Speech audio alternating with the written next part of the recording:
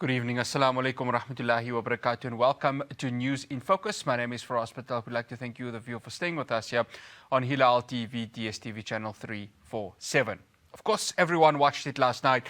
President Cyril Ramaphosa said an inquiry to probe corruption within the police is being established against the backdrop of significant progress in rebuilding and strengthening the country's law enforcement agencies and security services. Ramaphosa made the announcement in an address to the nation last night, a week after KwaZulu-Natal Police Commissioner Nhlanhla Mkhwanazi made sweeping claims about infiltration, collusion and political interference in the South African police service. Joining me now, I'd like to welcome political analyst Professor Sipho Seepe. Prof, it's good to have you back after quite some time. Thank you so much for joining us. Yeah, thank you for inviting me. Absolute pleasure. Prof, another commission of inquiry. We're just racking up the list, aren't we? Oh, definitely. And people have raised concerns about commissions. But it's very important to make a distinction between commissions as a mechanism to unravel some of the societal challenges and the failure by the executive or those people who are assigned the responsibility to implement those recommendations. And what we have here is more the failure to implement the recommendations of commissions. And as a result, this failure has given a bad name to even the idea of the commission. But one must also understand that when you have allegations as grave as those that were made by Lieutenant General Nhlanhla Mkhwanazi, they will need a form of investigation. And there are ways in which you can do the investigation. And some people have suggested that a criminal investigation would have been one route. But if you listen to the Lieutenant General, he points out that actually, as a matter of fact, all arms of the state are implicated. That you have the top brass in the police being linked to syndicates, drug syndicates, and the cartels. You also have some politicians who are also linked and working with those cartels. You also have some members of the judiciary and members of the correctional services. So effectively, you do not have a space where none of these members of the three arms of the state are not involved. And the question is then who's best to do the investigation? So far, we know that when you deal with the police, there are issues of ranks, that if you have to investigate somebody who's senior, that may be career limiting. So to leave it to the police, and especially when the top brass may be implicated, would not have been the right way to go. You can also say Parliament will play a role, and Parliament has already taken a position that they will investigate this and interrogate those allegations. And there are already 3 committees of council of Parliament that have been established: a portfolio committee on the police, and also the portfolio committee on intelligence, and the portfolio committee on justice and constitutional development. So Parliament will do its own work. But the danger of Parliament is also that you may have too much of political posturing. So it leaves us with the judges. So the issue is, when the judges are said to be implicated, the judge who is chosen must be beyond reproach. And unfortunately, this is where the snake comes in, because we also have some information that has been sealed. One is the Phala matter, where the report by Mchunu has Senzo Mchunu was sealed and classified as a top secret. And the other is the CR17 files, where allegations have been made that some of the supporters of Ramaphosa and people who may have benefited from that the presidential candidacy are also members of the judiciary. So we need to be able to be sure that when Judge Madlanga takes over this responsibility, he should not be one of those who are implicated. And it creates a problem. And this is why people are saying, if the judiciary is involved, how can the judiciary or member of the judiciary be brought in to investigate people who were his own colleagues? So this is where there's a conundrum.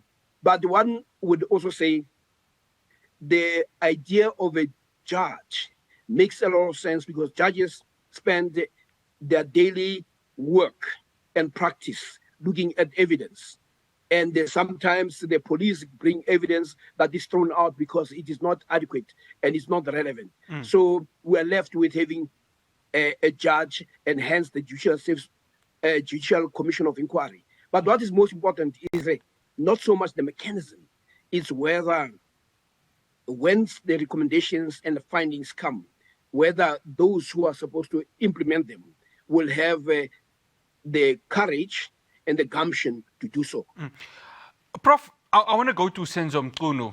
He's been given a leave of absence, criticism that he should have been fired. But of course, these are allegations. And as you've mentioned, this is needs to be investigated. Hence, of course, we are at this commission of inquiry. Did the president have no choice but to just put him on special leave? And of course, he's going to be replaced by Professor Firoz Kachalia at the end of this month. But there is a lot of pressure on Mchunu, isn't there? Given that just last week, and I'm going to take the case of Brown Mogotsi, where he said, well, I didn't know who he was. And then later on, he claims, well, I actually had conversations with this gentleman called Brown Mogotsi. Well, the first thing that is very clear is that the minister, or I don't know whether he is the minister who's on leave of absence, what we know is that he has perjured himself. He had told Parliament one thing, and later in another interview acknowledged that he knows the person that he claimed not to know. So that in itself is a problem, that you have somebody who from the onset, people say, can this minister be trusted? So that's the first one. The second thing, you also have some a web of communications and financial transactions that suggest that the minister knows or is known or fraternizes with people who are under criminal investigation. So effectively, the minister has exposed himself. And the challenge is whether the public and South Africans can trust such a minister, because who you mix with says you send a message. So the president had an opportunity here to say, well, given the gravity of the situation and the importance of having to win the public trust, I'm going to relieve the minister, but he has not done so. And the reasons are very simple. There are political considerations here. Senzo Mchunu is also one of those members of the executive or members of the NEC, of the ANC, who was a great supporter and ally of President Ramaphosa. So for him to throw him under the bus, it may be seen as now being disloyal to your own comrade. So this is a position that seems to have come in. But also we must also remember that even the issue of that the Senzo Mchunu may have lied to Parliament and therefore should be removed, it may not hold water because the president himself has been caught a number of times not telling the truth. And he has also been rebuked in Parliament by Julius Malema when he claimed that he never said he was going to build 1 million houses in Alexandra. And there were records and clips that show that the president said so. But he had the gumption and the temerity to tell Parliament that he was misunderstood. That's not what he meant. But if you listen to those tapes, you cannot come up with any other conclusion that the president actually said so. So if you have a president who himself has lied to Parliament, he cannot use that as an excuse. But also, we also have a parliament where the ANC rallied behind the president, where they closed ranks. And the report of Section 89, independent parliamentary panel, came up with serious, conclusions that the president had violated sections of the Constitution. And they used the word serious violation or serious misconduct that is linked to the violation of those constitutional issues, including where the president has been found guilty of serious misconduct in terms of the prevention and combating of corrupt activities act, PRECA. The former chief justice and the senior judge, these are not Johnny come lately when it comes to jurisprudence and when it comes to law. And they came up with the position that the president has a case to answer. And the ANC defended the president. And when those issues compared to what Mchunu has done in terms of lying, they pale Mchunu's mistakes pale into insignificance if one deals with the issue of lying in parliament. Prof. Seepe, I have to being linked to criminal gangs or groupings is also very serious. Prof. Seepe, unfortunately, we have run out of time. Always a pleasure having you, and thank you so much for joining us.